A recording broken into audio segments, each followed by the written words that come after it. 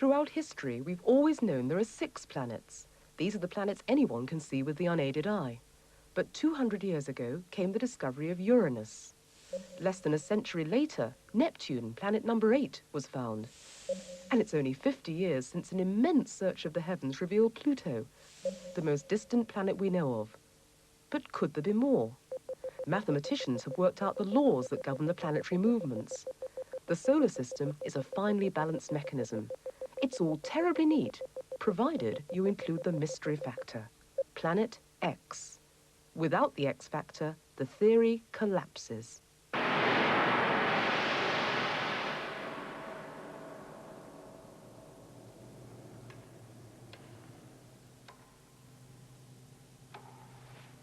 At observatories all over the world, the search is on for a planet X beyond the known bounds of the solar system. If astronomer Bob Harrington finds it, he'll be able to join the elite group of men who've actually discovered new worlds. Other astronomers are using a telescope in orbit round the Earth to give them a better chance of picking out the distant planet from the billions of specks in the sky.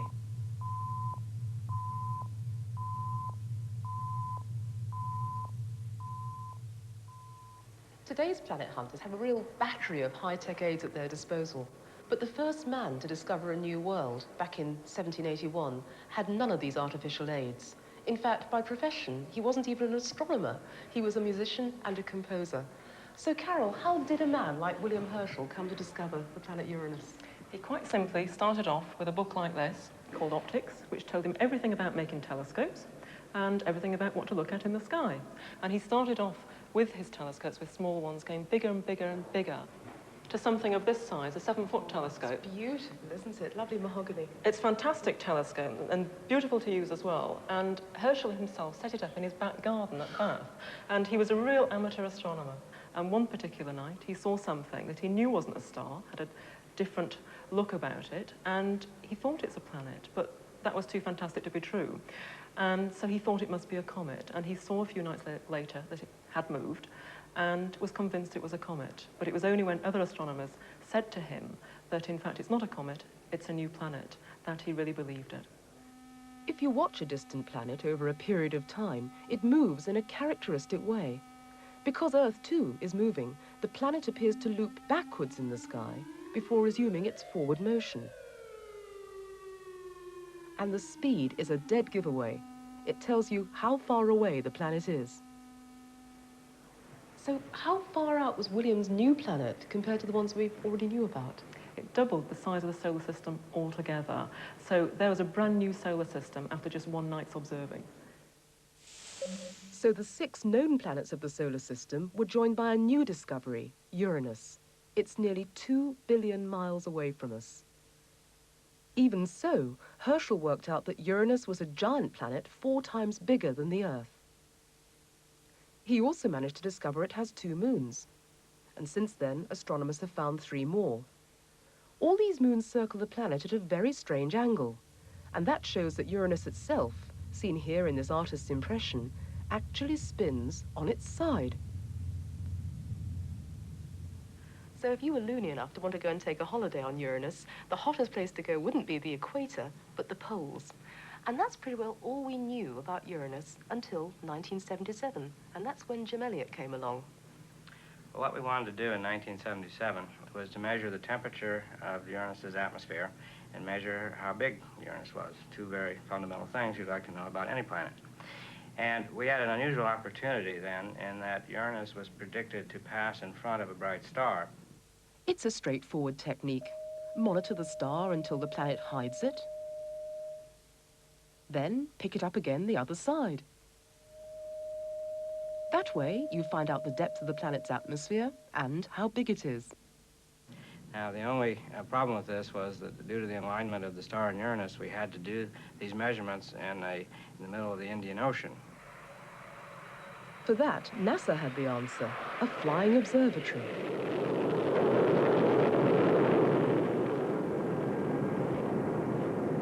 Okay, we're nearly on track. Stand by. Jim McClenahan was the flight director on the night that Jim Elliot was to make his observations. The all of the hardware has to work just at the very moment of this observation.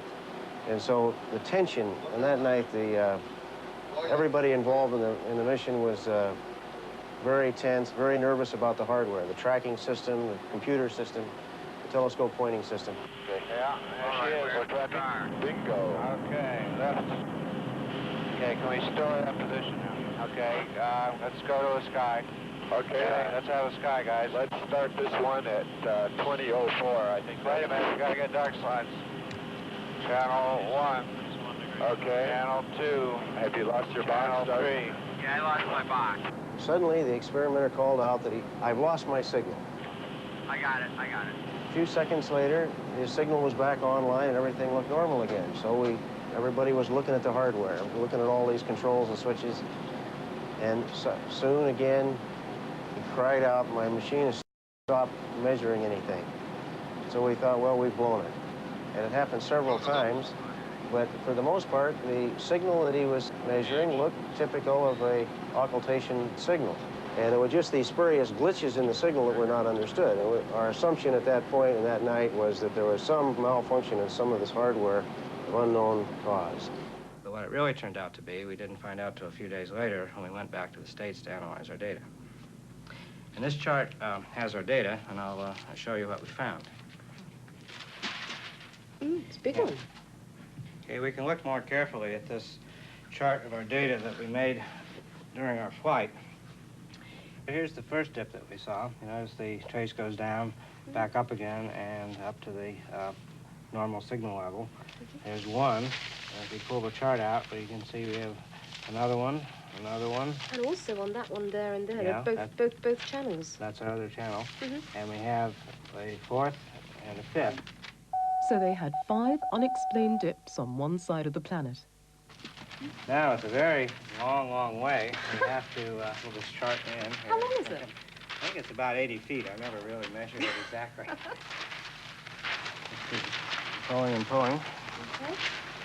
And now we come to what we saw on the other side of the planet. So we have 1, 2, 3, 4, 5 dips. And there were 5 similar dips on the other side of the planet. And the interesting part from all this is if we sort of reverse this and turn this over, we can match up each of the 5 dips on one side with a dip on the other side. We'll take these two here as an example, and you notice that this distance between this pair is the same as the distance between these two. So they had 2 symmetrical patterns of dips. There could be only one possible cause, a set of 5 rings.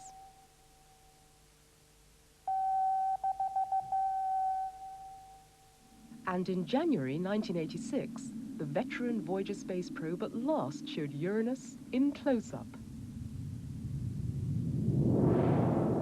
It confirmed Jim's 5 rings and found another 5 too, all astonishingly thin. By tracking a small white cloud high in Uranus's atmosphere, scientists were at last able to find out the length of the planet's day, just 17 hours.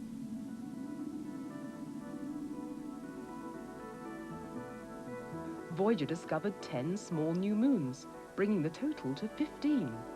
And what really amazed astronomers were the landscapes on the moons we already knew. Oberon, the largest. Cratered Titania, its near twin. Umbriel, with its mysterious white oval. Ariel, grooved and wrinkled. And Miranda, smallest of the 5, whose twisted, broken surface defies description. Was it, as some scientists think, smashed to pieces, then reassembled in space?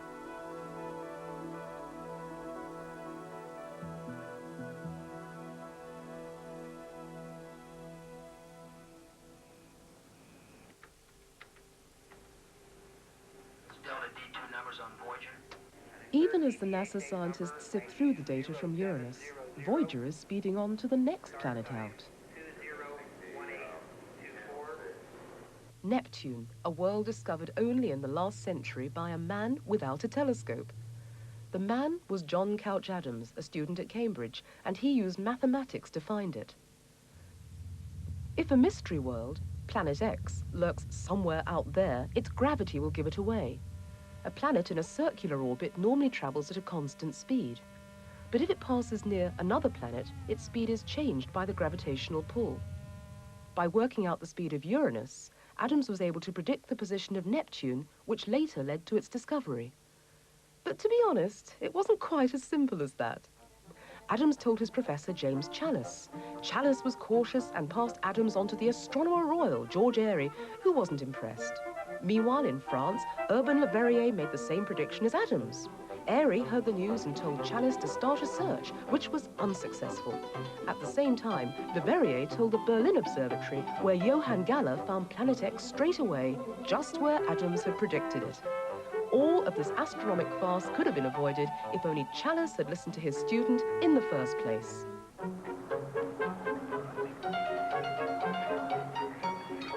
Cambridge University is renowned for honouring academic distinction.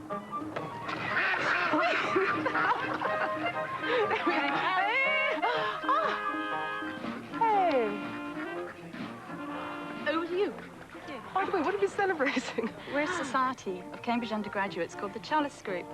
And once a year we have a punt expedition to celebrate Challis's total ineptitude at finding this planet Neptune.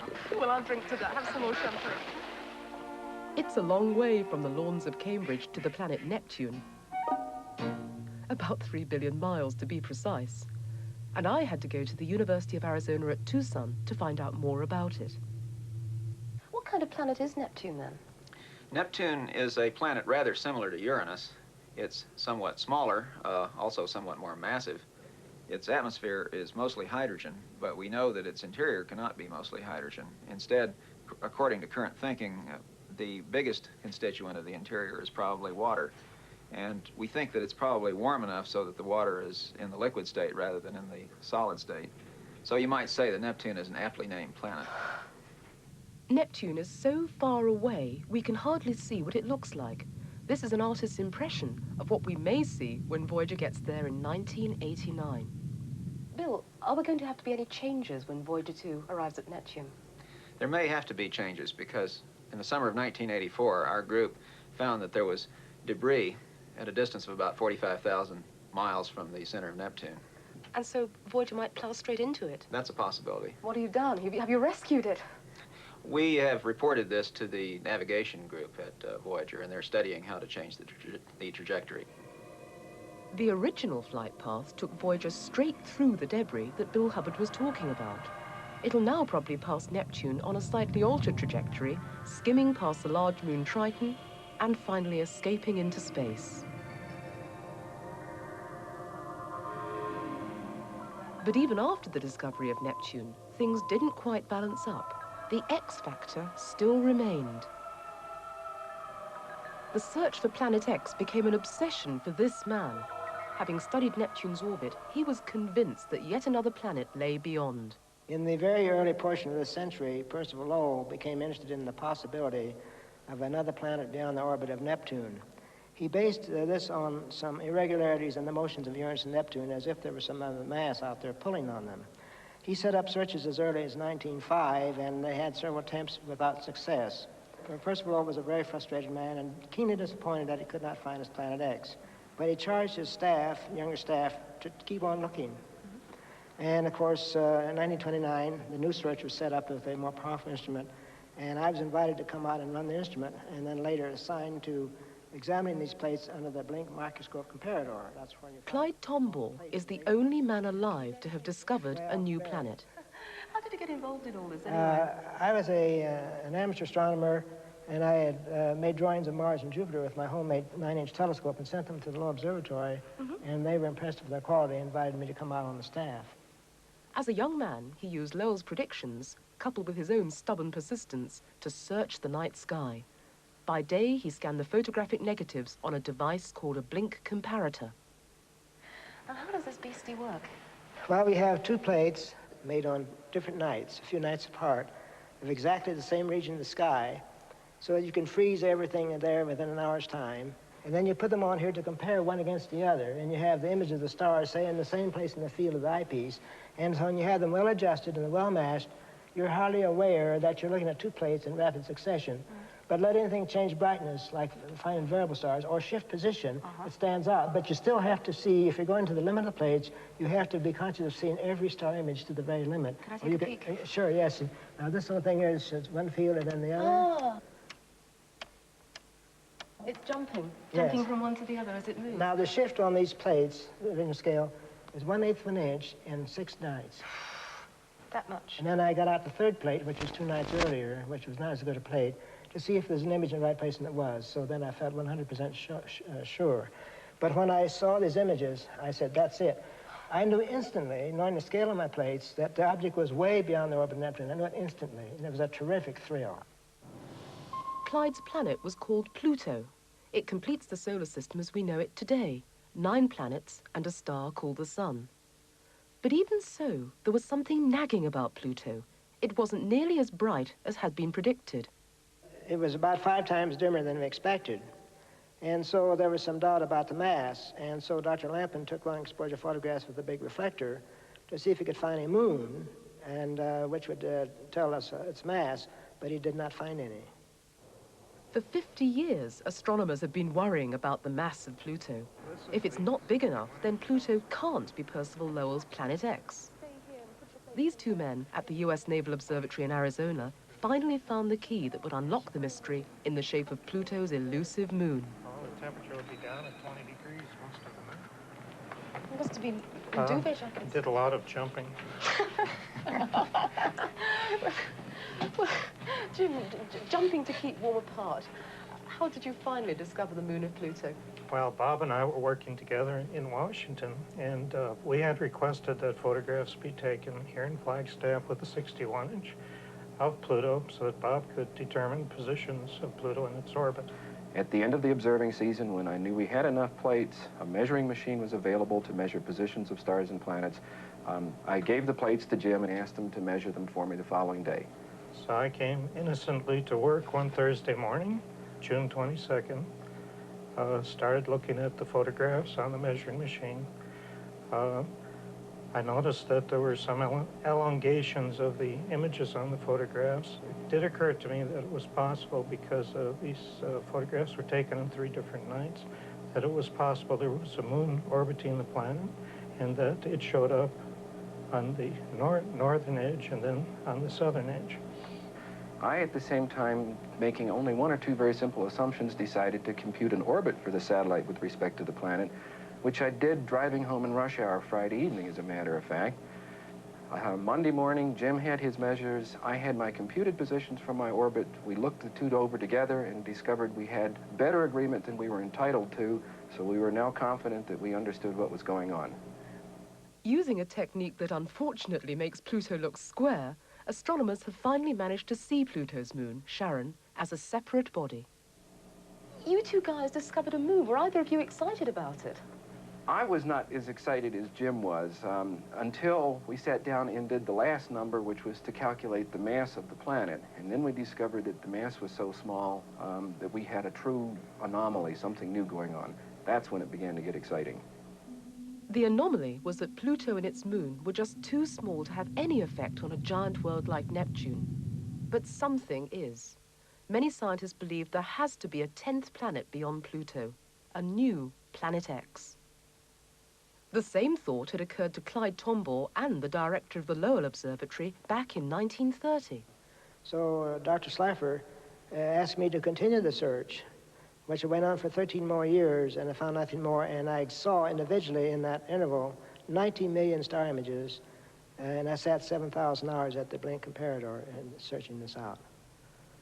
And no more planets showed up.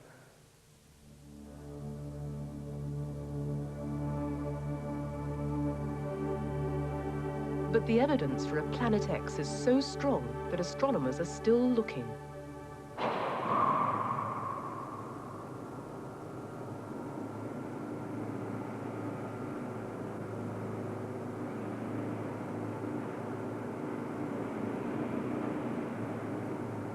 With the help of modern telescopes, Bob Harrington thinks he's hot on the trail. I propose to use the classic blink technique just as Clyde Tombaugh used in 1930 to discover Pluto. That is, I take two pictures of the same region of the sky a couple of days apart, then look for the telltale jumping back and forth of the planetary image with respect to the stars. So far, I've had no luck. Nowadays, that's not the only technique available to us, is it? That certainly isn't the only way, and the most promising way around right now is with the IRAS. If the thing is there, I'm sure it's in the IRAS data someplace.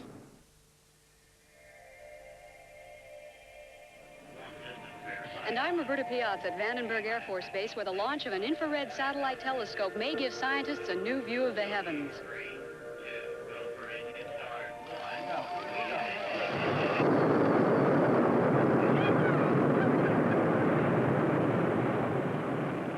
January 25th, 1983, IRAS, the infrared astronomical satellite, went into orbit above the Earth. Its infrared eye revealed millions of hitherto unknown objects in space, amongst which might lurk Planet X.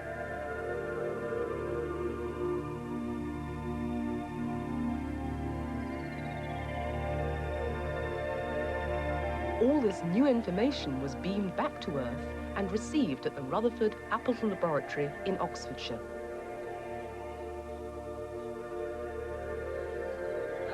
IRAS made many far-reaching discoveries during its year-long lifetime, but 60 miles of data tapes are still waiting to be analyzed.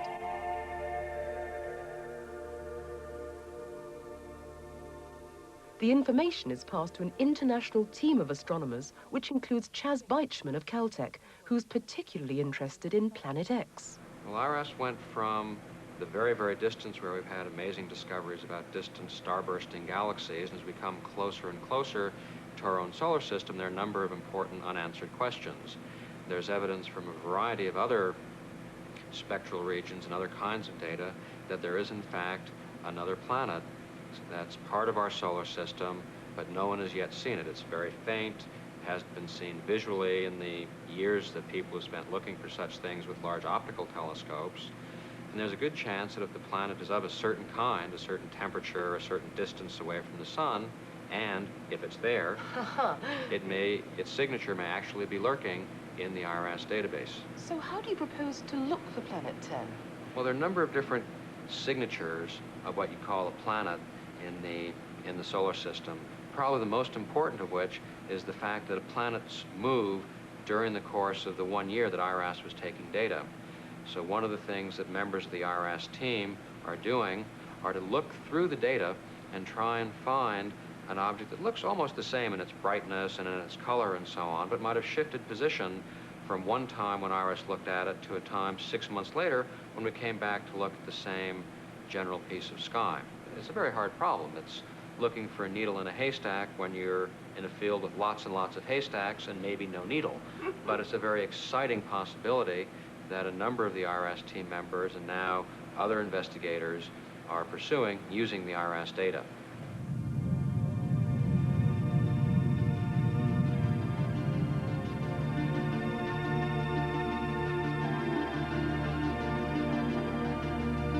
In this series so far, we've looked at all the known planets in the solar system. But does Pluto really mark its outer boundary? Beyond these known worlds, scientists are convinced there lies a Planet X. Will it be discovered by Bob Harrington with his telescope?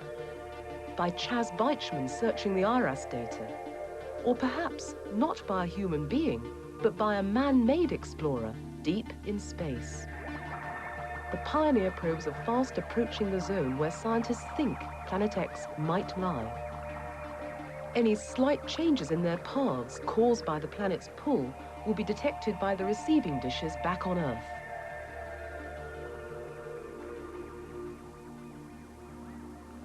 And so this great ear, listening into messages from robot craft well beyond the bounds of the known planets, may bring us the first whispers of the outermost world of all.